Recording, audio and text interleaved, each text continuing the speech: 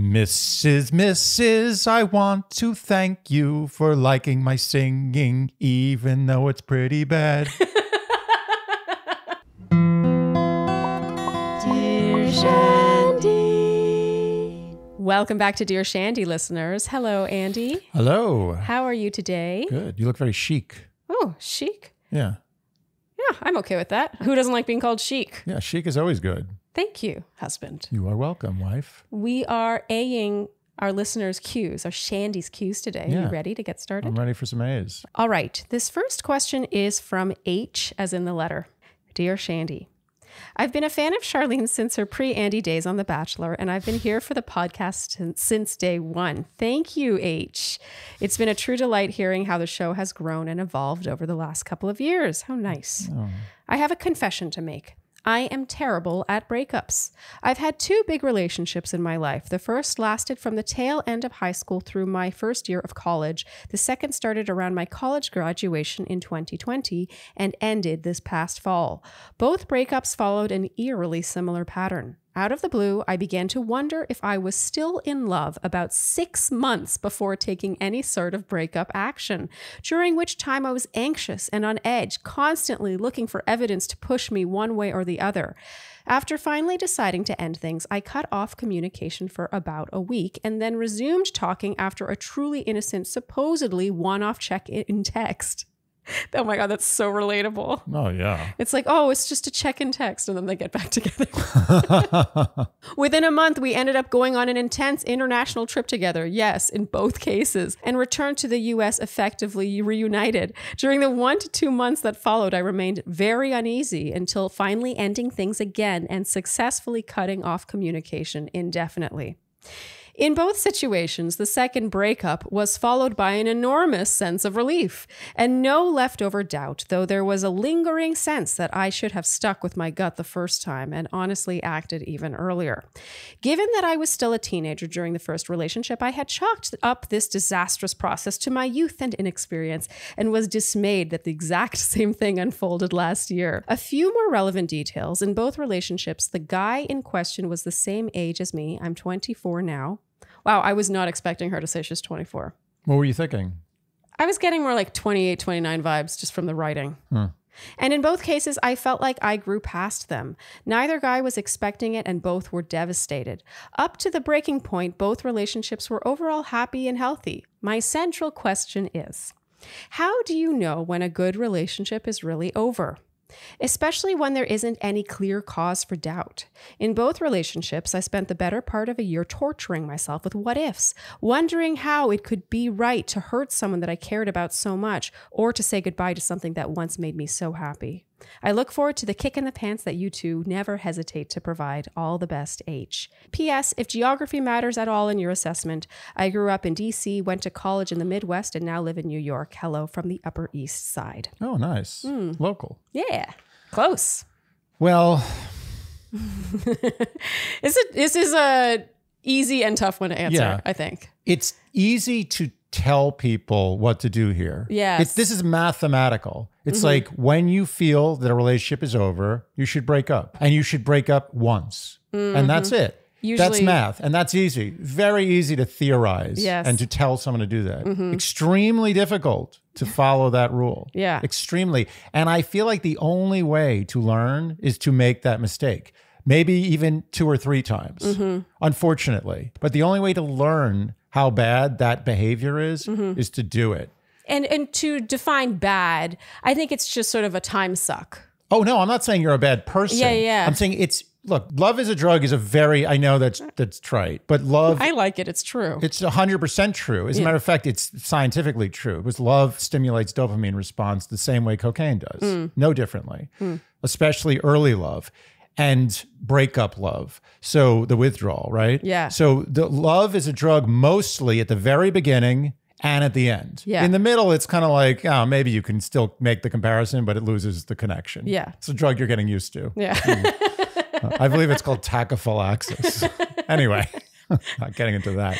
But I do think that the withdrawal from that drug is not only the person who's getting broken up with, but the person breaking up with the breaker. break-e. Yeah. Breaker up-e. Yeah. Breaker Breakup B. Breakuppy. Yes, thank you. The withdrawal symptoms are a little easier, I think, on the breaker upper side. Oh, 100%. I mean, they know it's coming. Yes. Totally. But depending on the situation, if it's one of those things where like you met someone else and you're like, I got to get out of this relationship. I'm so into this other person. I can't wait to get out. And then you break up with them. Sometimes you could be on cloud 9 after that. It depends. You still feel bad about the person and you're going to have lingering remorse about how you treated them or whatever. But you yourself will not have that drug addiction withdrawal symptoms. However, there still are, in these cases, especially in her case, I could tell it wasn't totally dead. It was just dying. Yeah. But there still are withdrawal symptoms. And you still, when presented with let's call it a cigarette. Okay. For lack of a better drug. Cigarette's very addictive. Yeah. Let's say someone's like, hey, do you want a cigarette? I'm going to have a smoke. And you've quit for like 2 weeks. You're like, what's one cigarette going to do? Cut to 2 weeks later, you're going through 2 packs a day. Yeah. But that's what happens. And you have to avoid that one cigarette. That is the hardest thing, is even if you have the upper hand and you're the breaker upper, unless it's a relationship that you are so unbelievably psyched to get out of, it's like the best thing that ever happened to you. You hate the person. And you hate the person. Yeah. You are going to feel that draw. Yeah. You're going to feel that hit, that dopamine hit. You're going to be like, wait a minute, I really need that. Just a little bit, just a taste. I just want a taste. And actually, I was reading somewhere recently that after a breakup, the feelings of disdain or hate or the things that you didn't like about the relationship tend to be the things you forget first. Yeah. The lingering feelings of affection and the good times, the laughs you had, the vacations you took, those tend to take longer to fade. So it is pretty common after breakup number 1, the first breakup, you would be like, rose-colored glasses. Yeah, rose-colored glasses. You're like, oh, but wait a minute, was that the right call? And it's something most everybody goes through in life. Almost everybody does this. Yeah. And it's nothing to I've done it more than once. I've had it done to me. I've done it. Yeah. Everyone I know has had it done and she's done only it. 24. She's experienced this twice. I can picture in the third situation, she will know sooner. She will literally learn by experience. She'll know sooner when to end that relationship and to not then rekindle things with a check and text. But you have to be burned. You kind of have to learn. No one can just tell you like, oh, by the way, when you break up with someone, don't get back together with them. Yeah. They're like, oh, you don't know what you're talking about. I know I screwed something up. I'm going to make it better. Yeah. You're not. Yeah. 99% of the time, a breakup is right. 99% of the time. Yes. Not always, but most of the time. But literal, I'm not exaggerating. It's not like it's like between 80 and 99. Yeah. It's literally, I think, 99%. Yeah, you're the exception, not the rule if you get back together and it's the right thing to do. Yeah, I know one in my whole life. I know one couple that got back together after what seemed like a solid breakup that worked out. And I don't mean worked out like they just stayed together and didn't get divorced. Yeah. I mean, they actually seem really happy. Yeah. I know it. And every time I see them on Facebook, I'm like, how did you do that? Yeah. They're the 1 in 100. Exception, not the rule. So I totally agree with everything you're saying. And I want to add that, that first time around, she said it took like 6 months for her to even break up that first time. Mm-hmm.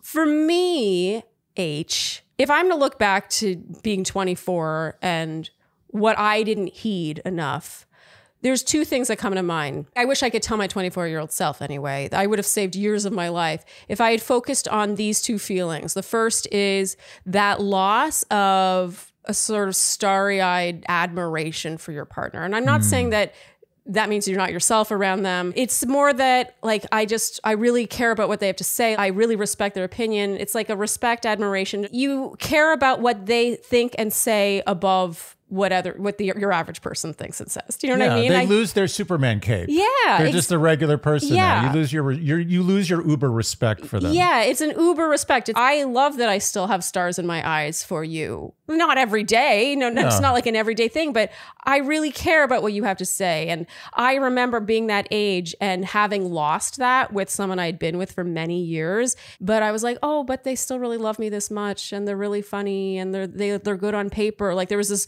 litany of reasons why it should still work. It's like you're missing a foundational element. Yeah. I think it's like wood. It's like... Ready? If wood loses its shine, you put some pledge on it, right? Yeah, But a relationship that has lost its sheen is like a the bark on a tree. You can't shine that. Yeah. It's bark. It's done. That's it. That's the form it's taken. It's never going to be shiny. It's bark. Yeah. Okay, so that's number one. The second one is, remember I said I lost admiration and then I was like, oh, but no one will ever love me as much as he loved me. That's the second thing. If one of the reasons you're staying with someone is because you don't think you'll ever find someone who loves you as much as that person loves you, that is a sign. Because you will find someone else who loves you as much as that person does, and they won't have the other issues that are giving you misgivings. 100%. You have to fight. There's three things, well, there's two things you have to fight when you have that urge to have that cigarette. Never have the cigarette, but never have the cigarette. But if you do have the urge to have the cigarette, think about the two things, loneliness and insecurity. Fight those. Because yes, you are going to be lonely, and yes, you are going to feel insecure, but banish those from your mind, because everyone in history, the most famous artists, the great emperors, leaders of, I don't know, what else is there? I was going to say composers. Great, I don't know. Where are you going with this? gardeners, I don't know.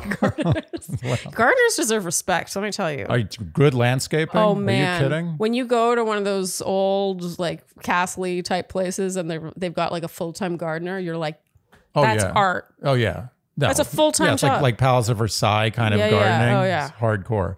But anyway. I feel like that's your dream. Yeah, that's what I should have done. Yeah. I mean, not in those times. Modern. I'd like to do it now. I don't want to be in those times. It's a bad time. Okay. But loneliness and insecurity has been felt by everybody in history who's been in these situations. And you have to sit with those. You can't let them control you. You have to learn from them and you have to grow from them. And I think that deep loneliness and insecurity you feel in those breakup moments is sometimes what makes people the grown-ups that they become. I actually think it's one of the greatest growing experiences you can have as a human. I know for me it was. I agree. The depth of loneliness and just worthlessness I felt in breakups, both on my end and coming to me, is what kind of turned me into a complete person. Yeah. And I'm grateful for them. And that's why I say you kind of do have to make these mistakes for two reasons. One, to grow, which is just part of life. Yeah. And two is to learn that people who are telling you not to do that were right.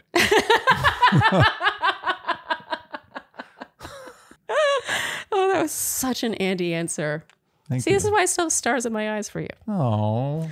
I have to add one more thing. So I listed the two main reasons. The third one, as you were talking, I realized that this also plays in because it ties in what you just said. If you are hesitating to end it with someone mainly because you are afraid of hurting them. Yeah. Oh, that's the third one. Yeah. Those are the top three for me. Because again, the caveat with this entire answer, because our answers are always bespoke, is the fact that things are not overtly bad. Right.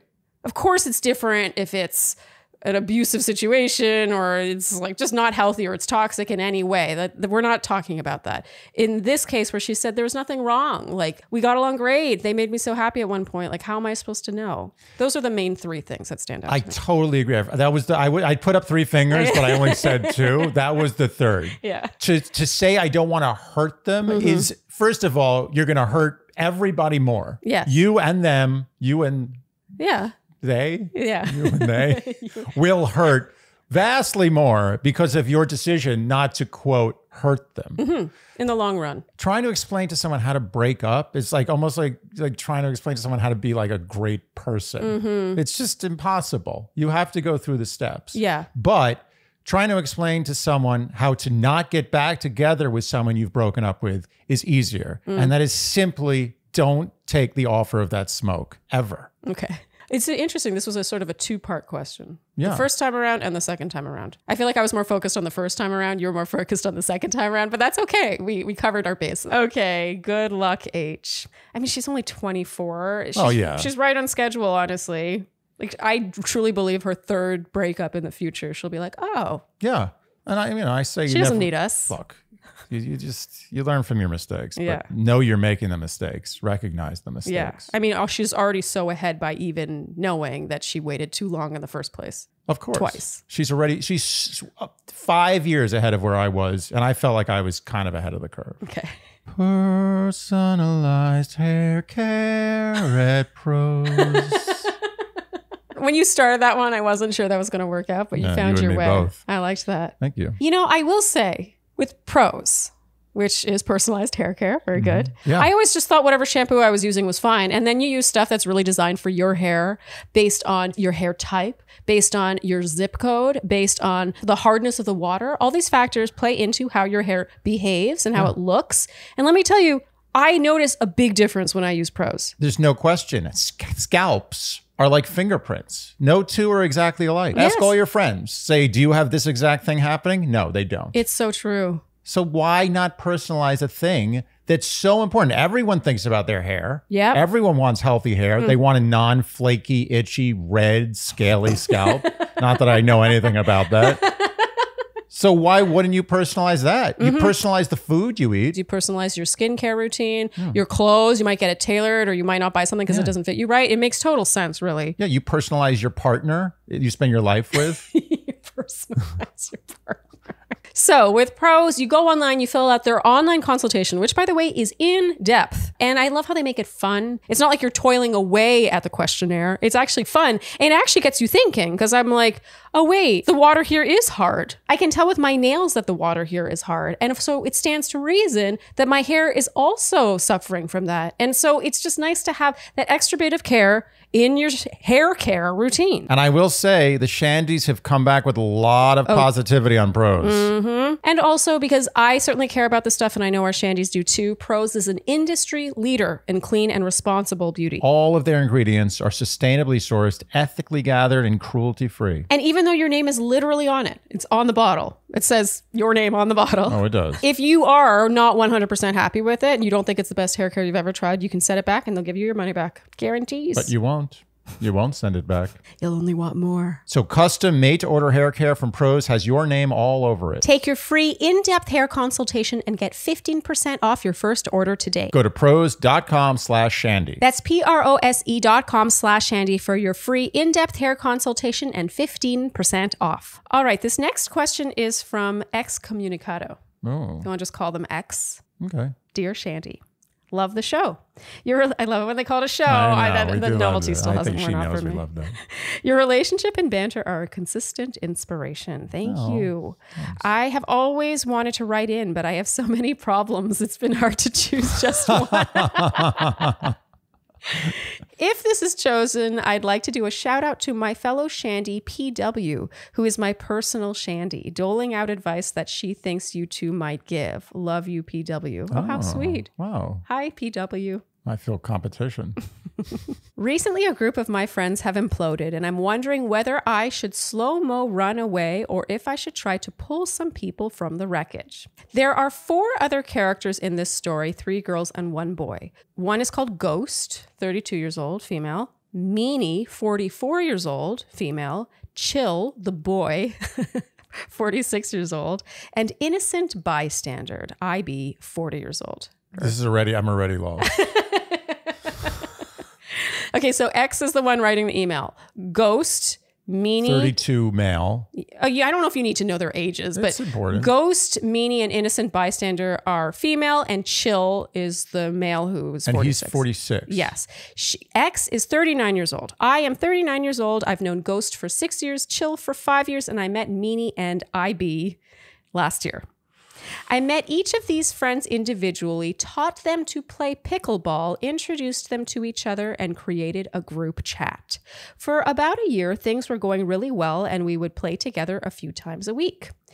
I don't get too caught up on the names because I think that's going to lead you. I don't think you need to focus on Meanie and Chill are the people that she started with playing pickleball with? all of them. Right, but Meanie and Chill were Meanie and Chill were the ones she knew the least amount of time. I met Meanie and IB, Innocent Bystander, last year, she said. Okay, got it. So Ghost and Chill, she's known for 5 and 6 years. And Meanie and IB are girls, women. Yes. Okay. For about a year, things were going really well, and we would play together a few times a week. The girls even started hanging out without me and sometimes invited my good friend Chill. Again, sometimes without inviting me, which bothered me at first. It reminded me of Charlene's troubles introducing friends to each other. But I figured I would get over it because I was genuinely happy they were getting along so well. A month ago, Ghost, Meanie, and Chill and I are playing pickleball, and I frustratedly explained to Ghost and Meanie that they need to cover their sections of the court. Classic pickleball dispute.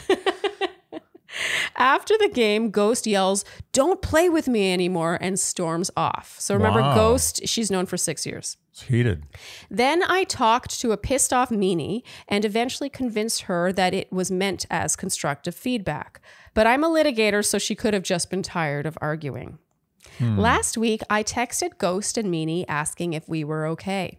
Meanie said, speaking for herself, she was okay. I haven't heard from Ghost since.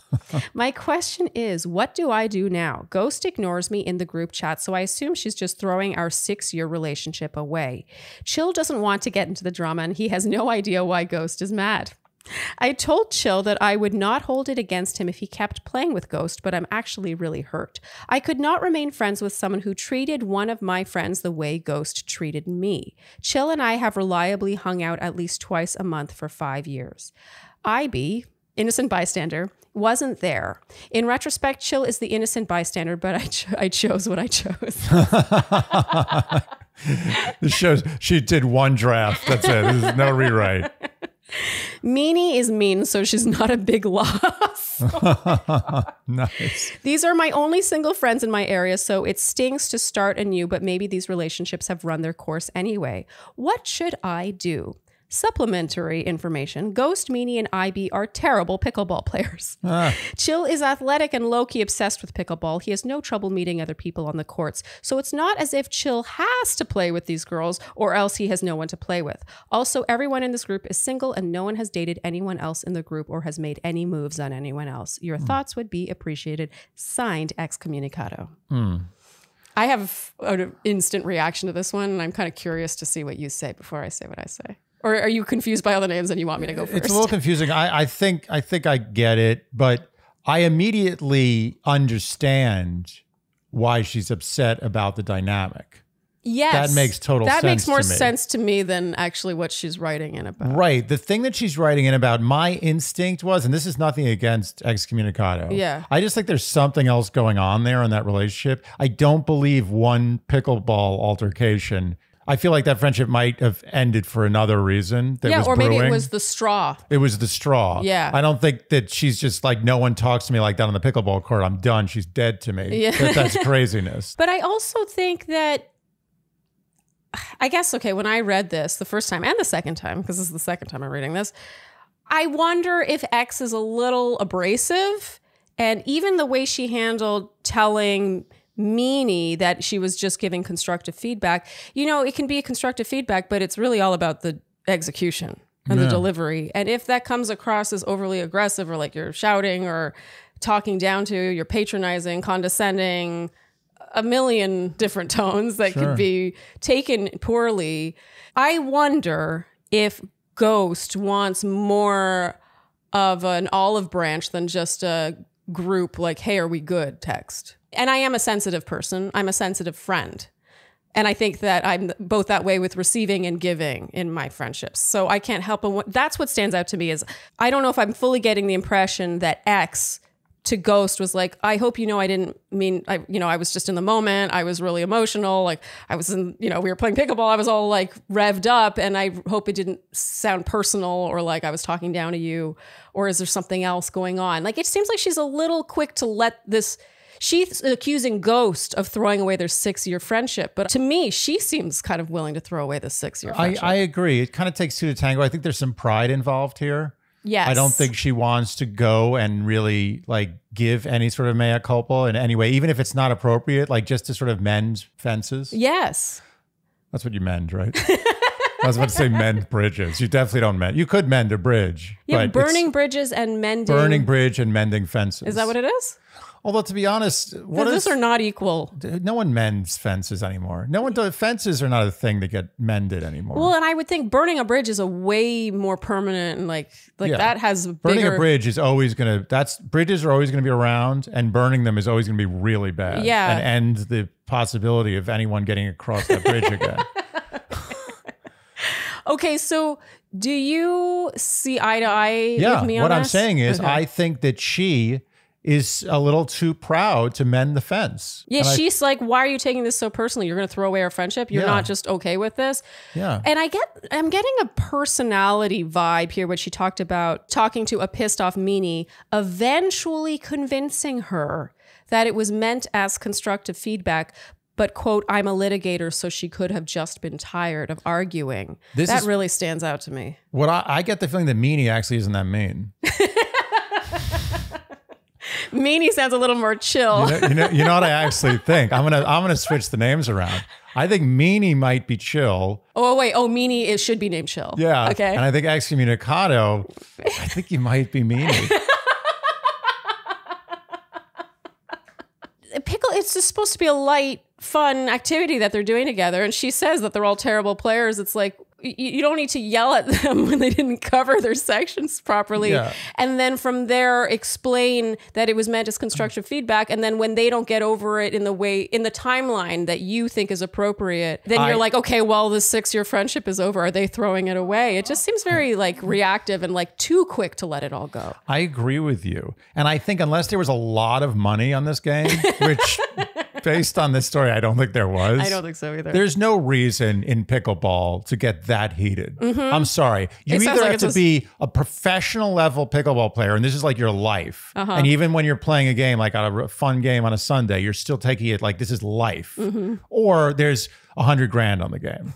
Either of those don't exist. You can't be yelling at people on the pickleball court, especially about something as simple as just not playing like the way you'd like them to play.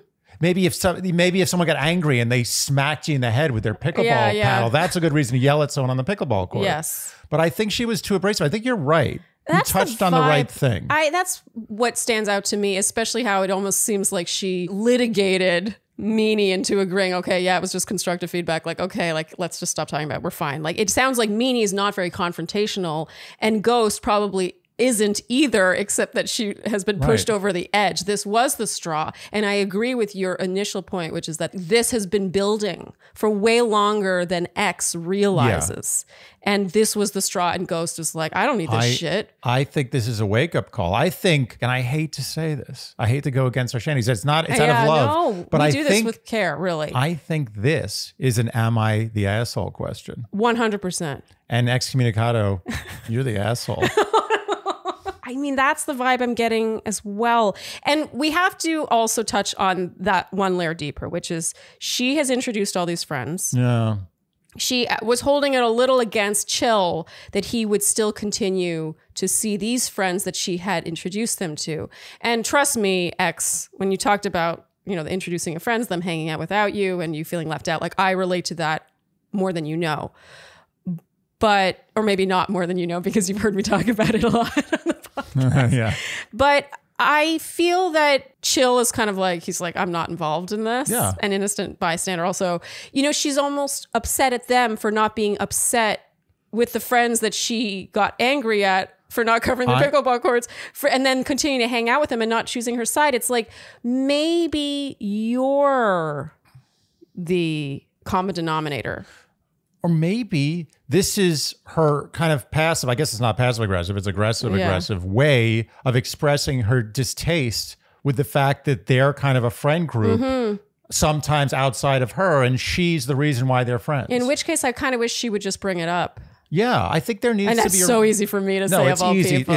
It's so hard to swallow your pride and deal with this. But I honestly think there's a lot more going on here than this pickleball argument. No. And I think the ghosting is not just her being a dick and ghosting you. I think there needs to be a real discussion here about what's going on. And I'm going to use 2 more real tropes here. Okay. Heavy is the crown of the person who introduces a lot of friends together. Yeah. That's a tough job. You have to sometimes deal with the fact that they're going to go rogue on you. And that's sort of a beautiful thing in a way. It's almost like having children. Like, you don't expect your children to be like, I'm staying with you forever. I'm going to love you every day for the rest of your life. Yeah. Sometimes just go off and do their own thing, and you have to watch them from afar and be like, oh, isn't that beautiful? Look at my children living their life. All my children. All of them playing pickleball without me while I sit at home and cry. Okay, what's the other trope? The other trope is that the road to hell is paved with good intentions. And I think they're both, it's the same point I'm making. I think sometimes the good intention of bringing all these friends together and having them play pickleball is leading her to hell. And that hell is that she's now resentful of this situation. And it manifested itself in this pickleball explosion. And now she's blaming the ghoster, or ghost, I guess her name is Ghost, so I can call her that. She's blaming her. She's the problem. But the problem is this. And this needs to be discussed. And I honestly think it's, I'm going to call her excommunicado, but I think she might be meaning, or asshole. I'm not sure. It's your responsibility to have a summit to discuss this, unfortunately. And I know how much that kind of sucks, but it's your responsibility. I really think for the betterment of this whole friend group and for yourself, make this a conversation in person and lay down your arms. Yeah. All right. You think we lost to Shandy? I hope not. I always wanted to write in, but I have so many problems. It's been hard to choose just one. I mean, that maybe hits different now. Maybe, yeah, I agree. In retrospect, not everyone's that confrontational. I gotta say, if a friend yelled at me for not covering my pickleball court properly, even if it's meant as constructive criticism, like we're just having fun. I gotta be honest with you. Like, I think my pickleball skills are probably on the same level as them. Okay. Like my level of pickle. I have a couple of friends who sometimes invite me to play pickleball. Okay. And if ever I went to that pickleball event and I was yelled at that I was in the wrong part of the court, like really yelled at, I would not feel good about that. I might avoid contact with that person. Not necessarily a full ghost, but I'd be like, yeah, I think I'm gonna take a break from that. I didn't like that. Yeah. I went to go play pickleball. Yeah. That's not the place I expect to get harangued at. Yeah. And then have it insinuated that I'm overreacting when that person never formally apologized and just wanted to dig a little deeper than just saying, oh, it was constructive feedback. No. You stole my boyfriend? I'm going to yell at you. Yeah. You were in the wrong place in the pickleball court? No, you can't do that. First rule of pickleball, don't yell at people on the pickleball court. Okay, X, good luck. Sorry. I don't know what to say. Sorry about that. Quite a pickle. Yeah, it is. Good. We're waiting for that. All right, this next question is from Anonymous. Dear Shandy, okay, I know this seems bratty to complain about, but it's really been tugging at me. I have been with my boyfriend for 6 months and I love him immensely. For context, we met here in the East Village in the fall, but we're both actually from Wisconsin. He moved back to Wisconsin a month into our relationship and we've been doing long distance since. Okay, so together for 1 month here, 5 months long distance. We are planning to move in together this upcoming summer. He is 26 and I'm 24. We've been through huge things together already, like meeting each other's families, road tripping across the country, and more seriously, a surgical abortion that was very risky for me due to underlying medical conditions. Still dealing with that one emotionally. Wow. I know 6 months isn't too long, but we've bonded so closely and I really feel he's the one. We have very different communication styles, so long distance has been a challenge, but we've been able to work through each issue with respect for each other. Here's my current gripe. He didn't get me anything for my birthday. I didn't expect much, but maybe some small gift in the mail or even a nice letter. Gift giving and words of affirmation are my biggest love languages. Because of our different communication styles and the distance, I've had to sacrifice the affirmations quite a bit. So I was really disappointed when he didn't try to get me some small gift, knowing that that's my other love language. For his birthday, I got him a pair of super nice Sleepy Jones pajamas, ordered him a cake, and we had a small party with friends. I know just because I celebrated him doesn't mean he has to celebrate me, ... But does. it stung. Haha. She wrote haha. I'm not saying. I don't think it's a haha. I mean, it's she's laughing through sadness. Haha. Yeah, that's a nervous laugh. Yeah. She's nervously laughing in her letter. Do I express to him that this upset me? If so, how do I do it without coming across as a materialistic monster? I know it's in the past now, but it made me feel really unimportant and alone on my birthday. Anonymous. So this is my problem with the question. We don't have enough information about the nature of this relationship. And it's not that she didn't give, like, there would have had to be a lot more details as to how the dynamic is. But I get the feeling, it's possible, and I want to be a dick here, but I get the feeling that she thinks the connection there is stronger than maybe he thinks. And there might be an imbalance because even if you're not a tradition person or you're not a birthday person, I feel like that's something that's got to be communicated. Like, I just want you to know, I'm not a present. I don't do birthdays. I don't do presents. Just want you to know. Just be prepared for that. But for her to have gone out of her way to give him such a nice birthday, it seems, and for him to respond with nothing, especially when they're long distance, because when you're long distance, like the other person, they don't know what's going on. I think she likes him more than he's not really thinking of her as often as she's thinking of him. Is there any, like, the only other explanation is that he's a total, counterculture. Like, he's just like, I don't do birthdays. He's like a nihilist. I don't do Christmas. I don't do Hanukkah. I don't do birthdays. Yeah. I don't do Halloween. Gifts. Yeah. I don't do anything. I don't do any traditions. I think there's a problem. Yeah, this is the first birthday together, 6 months long relationship. Okay, so two things stand out to me. I agree that we don't have enough information, but for me, the way in which I don't think we have enough information is, what did he send her on her birthday? I assume it was a text. I feel like she would have said she didn't hear from him at all on her birthday. So I assume, is that me leaping to a conclusion that he sent her some sort of text saying, happy birthday, love you, or something? Is a text saying happy birthday, love you that much better than basically nothing? Is it that much better? It is better. It shows you remembered the birthday. Okay, but it's the difference between 1 to, it's like there's like the 7 to 10 area where you're trying to give gifts and events and cakes. Yeah. You know. You try to give cakes. Yeah. Various pastries. But then there's what he did, which is like a 2. And a 0 is nothing. 0 is absolutely nothing. And what's 1? Just happy birthday, no punctuation, no emoji, no I love you? No, a 1 is HBD. No punctuation. Or it's happy birthday at like 11 p.m. After they saw on Facebook that it's your birthday. Sure. Any of those. But knowing their ages, he didn't see it on Facebook because they're in their 20s. And I don't think, 26 and 24, I don't think they're on Facebook. No. I sounded old by just suggesting He sent her a TikTok. So the other thing that stands out to me here, I want to know if she's seen him since in person, because I'm going to be honest. Like, I agree that it's not good. Optics are not good. It's not a good outlook for this relationship that he didn't appear to send her anything. That said, it sounds like his birthday, they were in person. She threw him a party. She got him a cake. Did she do all that from a distance? It doesn't sound like it. No, I think they were together. But that being said, all the more reason for him to think of a creative way to return the favor, but not even the favor. It shouldn't be thought of as returning a favor. It's just he really loves her, and she showed him so much love on his birthday. Like, but the point I'm making is that maybe when he sees her next, he'll be like, "Oh, here's a gift that I got you, but I'm not the type of person to put it in the physical mail to send it to you." Well, we don't know enough. I know a lot of people. I'm actually more likely to do that with someone who I haven't seen in a while. It's like, "Oh, I haven't seen you in a month. Here's the birthday gift that I had for you. I didn't think to put in the mail a week before your birthday." Don't you think that there should have been some kind of discussion about, oh, by the way, there's something special coming your way? Take away the surprise. I don't know if I totally agree that this is absolutely doomed. The distance throws a wrench. I never said that. Oh, okay. True. I never said that. True. I said that I don't have enough information here. You know, I actually think this email is sort of a model of missing crucial information, actually. And now I feel kind of bad, Anonymous, that we're using you as an example. She hasn't said whether they've seen each other since. She has not specified whether they were together on his birthday, but I'm just piecing that together because she said that she threw him a small party. I'm assuming she didn't do that from a distance. She hasn't said whether he sent her a text wishing her a happy birthday, how effusive that text was. Right. Was it a long poem? Maybe that's his way of giving.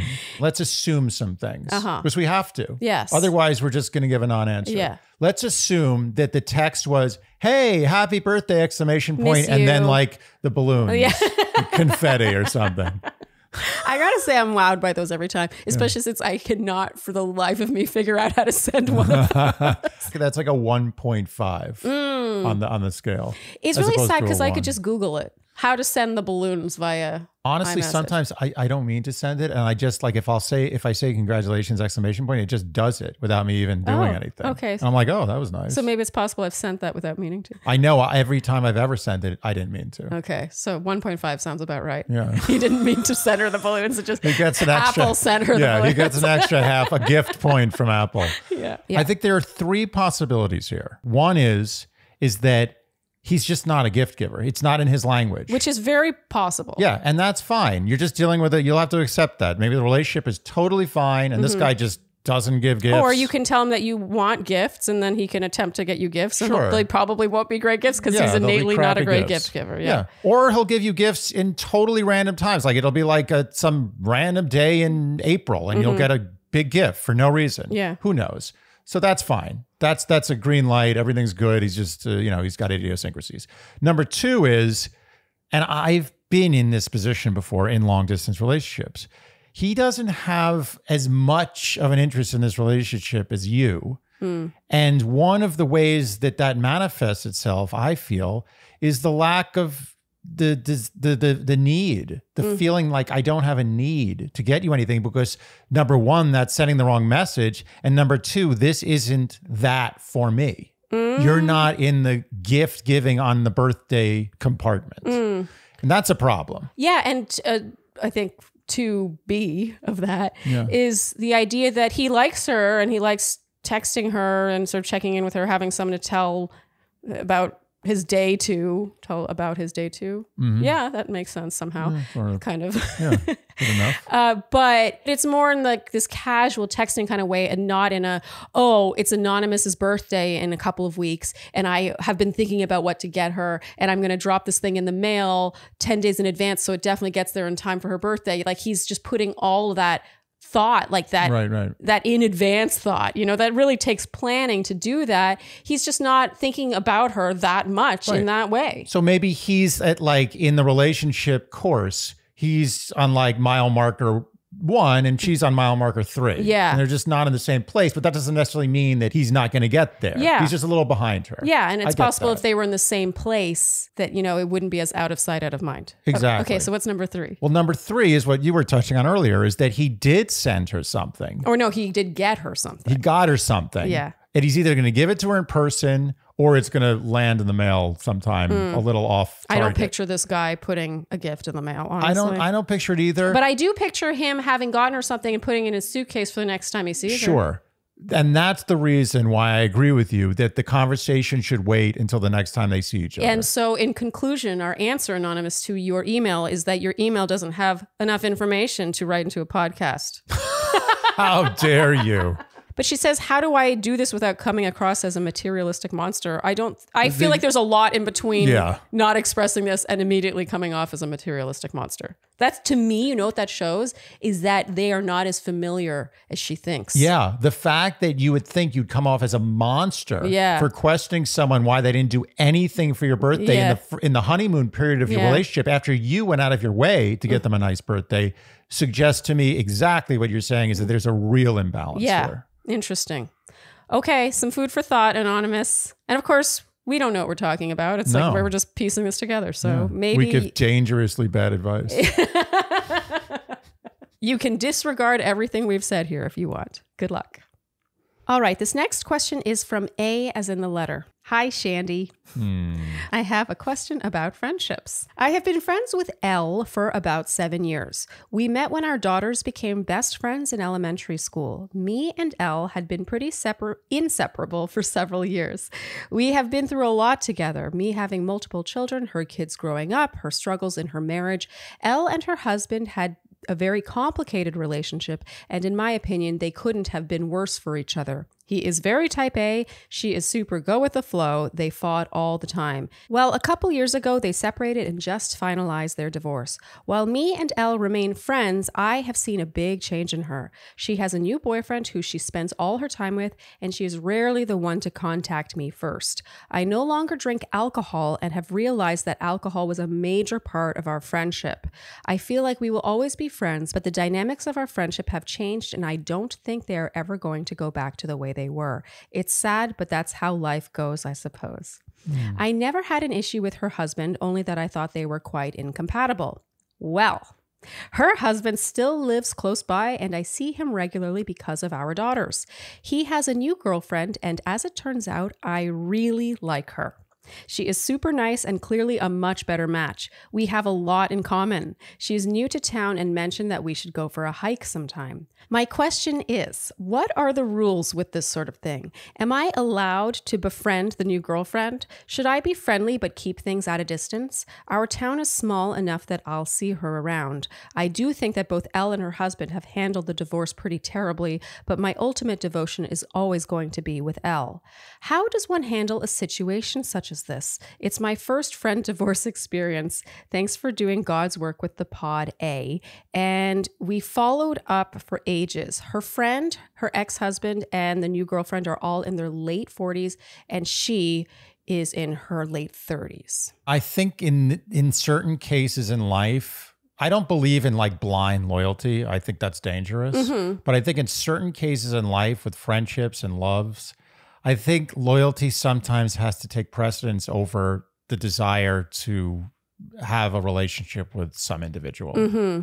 And a new individual. Yeah. And in this case, I'm close on this. Yeah. Because I feel bad for her. So I'm sure she has a really nice friendship with this girl. I'm not saying that it has to die 100%. No, I think she can go for a hike with her. Yeah. I don't think that that's crazy. It could be a casual thing. They can keep it casual. Yeah.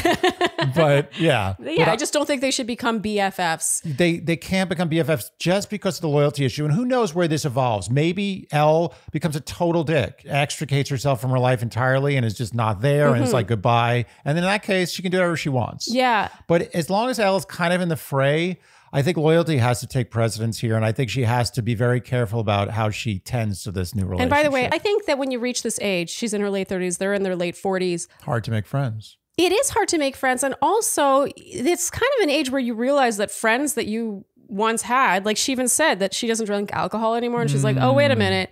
A huge part of our friendship revolved around drinking alcohol together. And we've all had those friends where they're like drinking buddies. And then you're like, oh, wait a minute. Without alcohol, we don't really hang out. Yeah. And we don't really enjoy our company that much. Yeah. Or it's hard to hang out with you if I don't drink alcohol. Right. That's another problem. Yeah. So I can see this sort of sense of disillusionment. I think it's just a little early, that's all. But I can totally picture things shifting.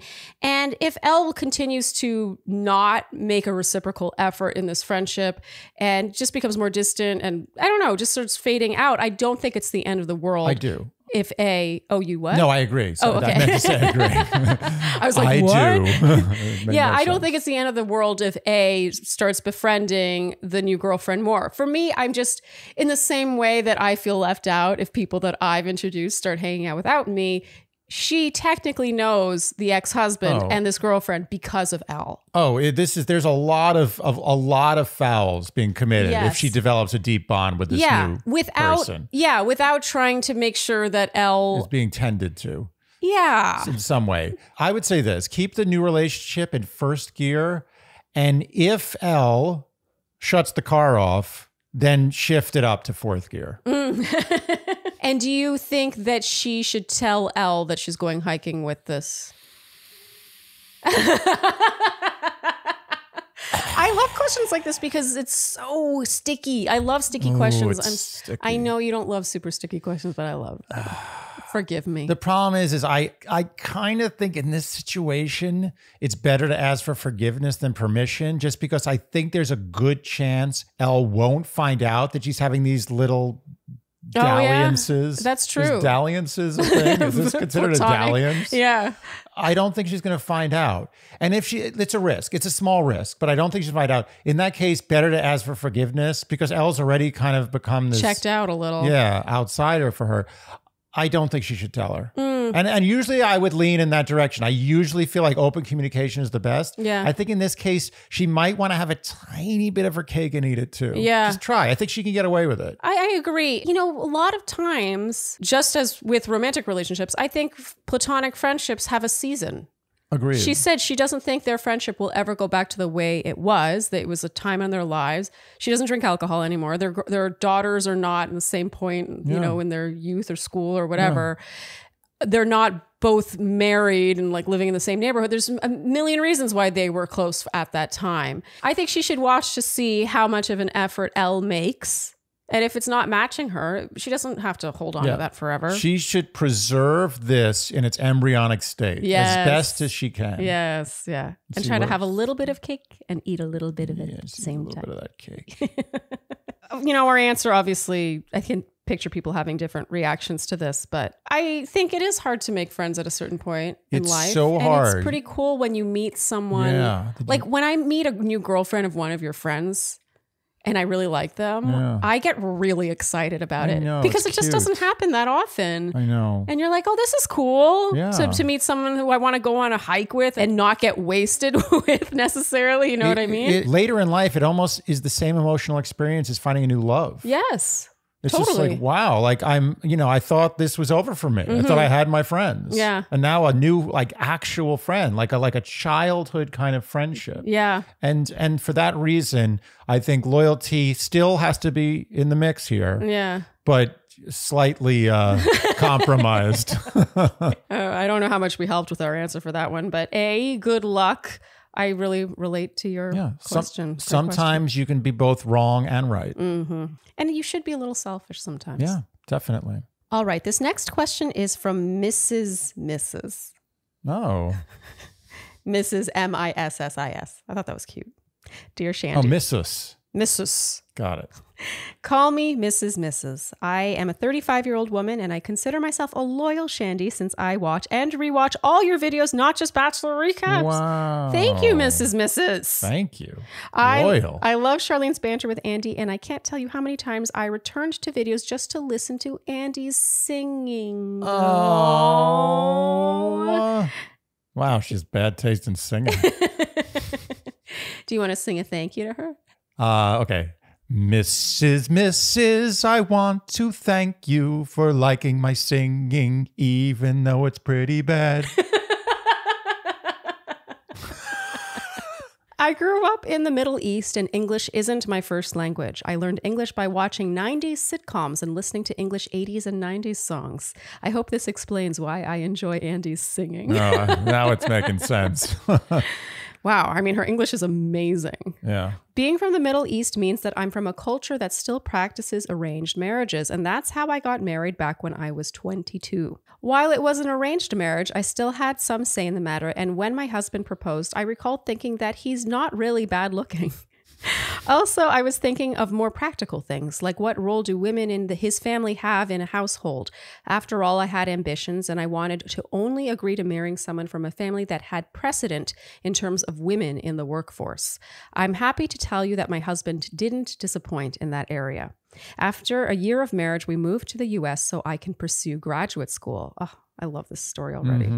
I got a master's and a PhD and I currently work in academia while my husband is a very involved stay-at-home dad. He cooks, he cleans, and he takes good care of me and our 2 kids. It helps that my love language is acts of service because he delivers.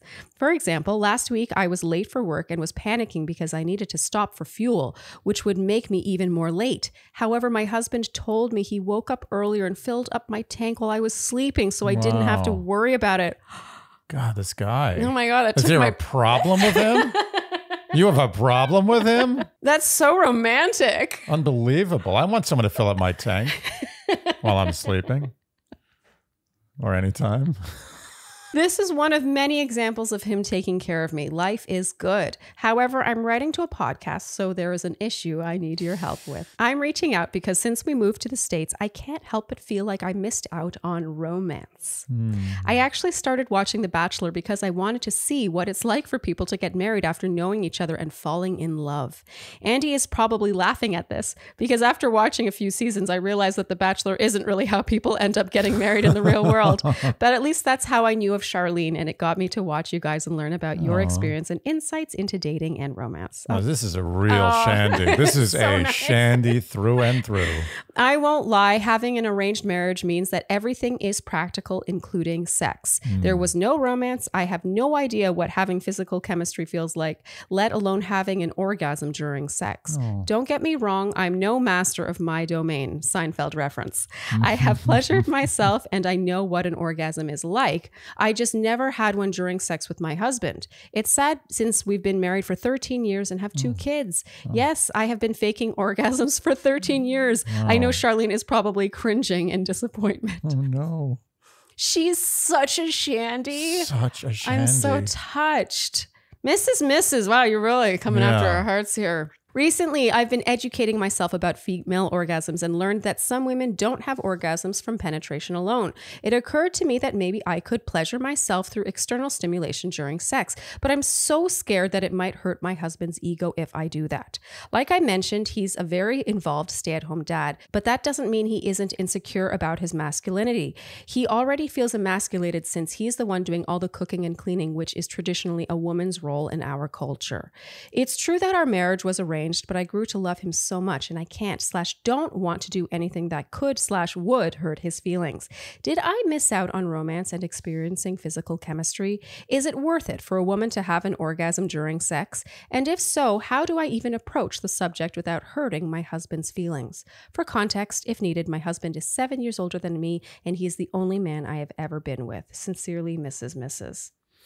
I love so many things about this. I mean, obviously the orgasm part, we'll get to that, but I just... So this is how this is going to go. I'm going to just be in charge of songs related to this question and you're going to answer it.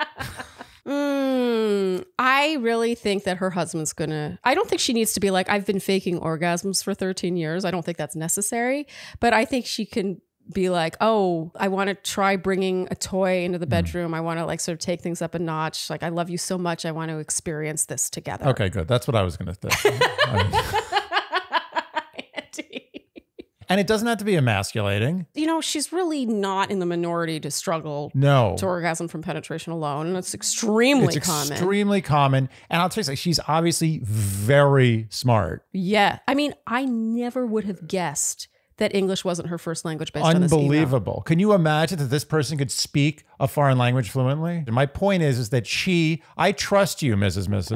that you are going to find a way to do this right. I know you can. And it might even involve saying like, look, I want you to dress up like the mailman. and it's sort of thing with this toy. Don't worry about that. Just dress up like the mailman. Yeah. What she doesn't need to share is the fact that she's maybe feeling a little sexually unfulfilled. Yeah. Like that is just not necessary. I think it should just be like, oh, I've been kind of feeling like randy lately. Why doesn't anyone use that word anymore? Randy is a good word. There's a lot of words people don't use anymore that are great. And there's a lot of words people use that suck. Yeah. Like why is randy worse or more old fashioned to use than horny? Yeah. Horny's not nearly as good as randy. Yeah, Randy's much like more elegant. It feels like, ooh. Yeah, Randy. Randy. It requires a British accent for some reason. I just find horny's a little like... Horny's like it seems base. It seems crude. Yeah. Randy's like, it gets across the message, but it sounds dignified. Exactly. So I think she could lean into... You know, I've been feeling frisky lately. Oh, that's a good one too. Look at me, I'm full of so many of these. And say like, I heard about this toy, or I saw an ad for this toy, whatever. This influencer I follow everyone's advertising vibrators on Instagram now. I feel like so I just like think, Walmart sells dildos. Yeah. I'm not even kidding. Do they really? Or Target. Oh, Someone sells dildos. I don't know. Oh, I'm telling you, not like hardcore dildos that look exactly like a penis that have veins in them. I'm talking about like really subtle, like elegant ones. Okay. Vibrators. I'm telling you, I don't know if it's Walmart, Target, or Costco, or one of those places. I'm telling you, is selling them, and people got all up in a bundle about it. Oh, that sounds very 2023 to me. Yeah. If you are indeed right, that sounds. Yeah. Which I mean, good. I have no issue with that. I just don't know if you're right. It's some major retailer. Okay. It might not be the three I mentioned, but it's in that general genre. Okay. I, by the way, love that it's an arranged marriage and they've just grown to love each other so much. Yeah. You know, my grandparents, were my Chinese grandparents. Right. Yeah. And they loved each other. Yeah. I think it can work a lot of the time. Yeah. In a way, it's kind of like almost, it's like as close to like a Disney romance as you get. It's actually very romantic in its own very arranged way. You know, let's talk about that for a second, because she says that she feels she missed out on romance because it was all about practicality, right? Yeah. She was looking for a man who would allow her to pursue her education. Yeah. But what is more romantic than a guy who's from a culture where traditionally this wouldn't be acceptable. And he's like, yeah, let's move to the States. Yeah, go get your PhD. And yeah, I'll stay home and cook and clean. And he treats her like a queen. Yeah, I mean, presumably, I mean, he goes and fills up the tank of gas while she's sleeping. If he can fill up her tank of gas, then she could get her tank filled up in other ways. I thought that joke was already made, but okay. No, it hasn't been made yet. I wanted to make sure it got done.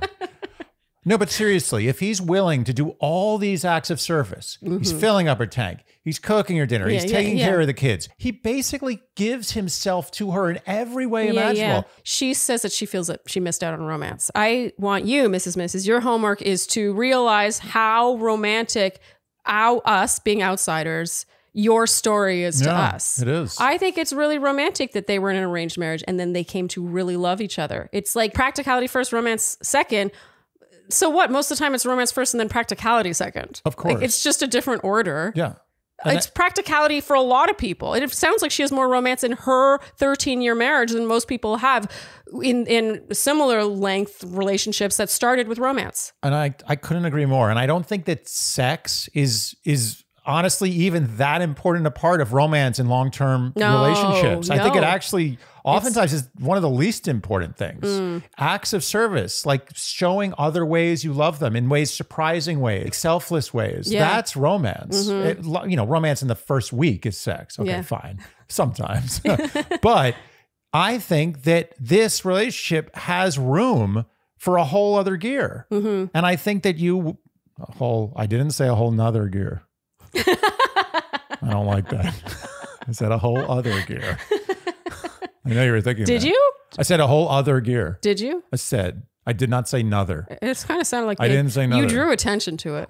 Because I had a feeling, I just felt, we know each other well. I had a feeling he said nother. I was listening to what you were saying. I wasn't picking apart your grammar. That's romantic.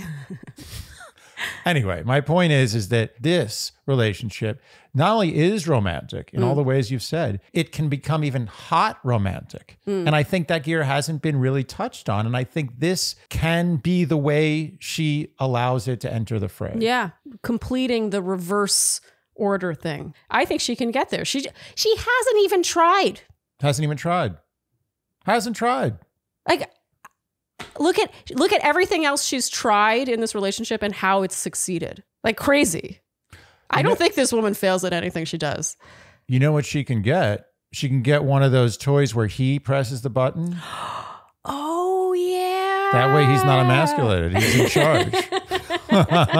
Electronically. Yeah. No, that's a good call, actually. Yeah. I actually think that's kind of hot. It's definitely hot. Yeah. Because you're not doing it. Yeah. Everyone likes things done to them. It's better when other people do it to you, usually. Usually. Get one of those. Now sold at Walmart.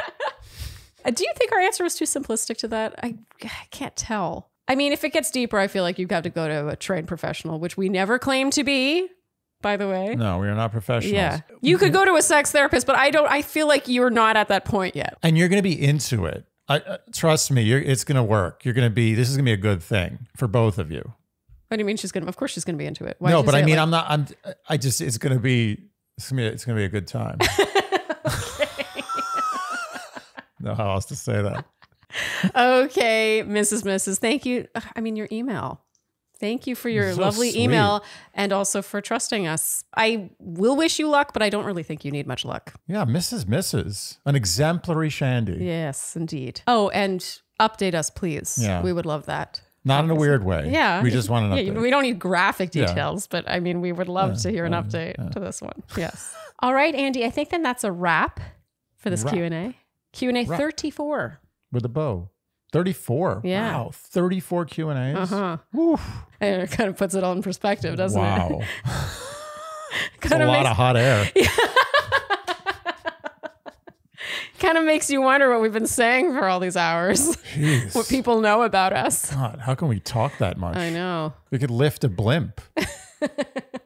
Shandies, thank you so much for your great questions. I have to do that thing that I do every couple of months. Do it. Where I remind our Shandies that if your email is too long, that alone is often the reason it's not chosen. Brevity is golden. It's such a fine line because we want details, right? We came after, I forget who it was. Was it anonymous? The the birthday present email. We felt it was missing crucial details.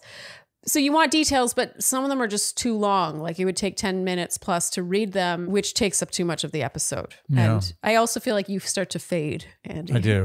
I glaze. It's a glaze. Yeah, exactly. He kind of glazes over. He goes into micro nap mode. We'll blame you. But basically, keep it on the shorter side. Or, put the thing at the top about how many minutes it takes to read. That's really taken. And it'll make a big difference if you do want your email chosen, which I assume you do, because I don't know why you'd be writing it if you didn't. Okay, if you enjoyed what you heard today, you know what we will ask of you, and that is to like, subscribe, hit the notification bell, follow us on Instagram and TikTok. Leave us Apple and Spotify podcast ratings and reviews. Tell your friends, and generally do all the things you would do to support a podcast you enjoy. Thank you so much for tuning in, and we'll see you next time on Dear Shandy. Bye-bye.